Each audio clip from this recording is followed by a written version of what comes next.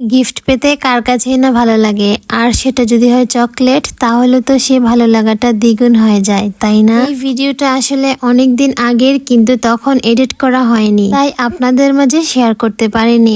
আজ হঠাৎ করেই মনে হলো, তাই আপনাদের মাঝে শেয়ার করতে চলে আসলাম। আর আমি সব সময় আমার ভালো লাগাগুলো আপনাদের সাথে শেয়ার করি ভিডিওর মাধ্যমে। আসসালামু আলাইকুম সবাইকে, কেমন আছেন সবাই? আশা করি সবাই অনেক ভালো আছেন। আলহামদুলিল্লাহ, আমিও ভালো আছি। প্রথমেই অসংখ্য ধন্যবাদ জানাই আমার প্রিয় মামাকে। তিনি দূর থেকেও আমাদের জন্য যে ভালোবাসা আর যত্ন নিয়ে এতগুলো চকলেট পাঠিয়েছেন, তা ভাষায় প্রকাশ করা সম্ভব নয়। যখন প্রথম হাতে পেলাম, সত্যি অনেক ভালো লাগছিল, আর এতগুলো চকলেট একসাথে পেয়ে অনেক বেশি মনটা খুশি হয়ে গিয়েছিল। আসলে প্রবাসে থাকা প্রিয় মানুষগুলো আমাদের কাছে কতটা গুরুত্বপূর্ণ, সেটা শুধু সেই মানুষগুলোই জানে যারা এই অভিজ্ঞতার ভিতর দিয়ে গেছে। দিন শেষে তারা ওই দূরপ্রবাস থেকে যা কিছু পাঠায়, তা যত ছোটই হোক না কেন, তার ভিতরে থাকে অপরিসীম ভালোবাসা আর মায়া। আর সেই ভালোবাসার ওজন কোনো দামি উপহারের চেয়েও অনেক বেশি। বলতে চকলেটগুলো আমার কাছে শুধু খাবার নয়, এক একটা স্মৃতি, এক একটা আবেগ।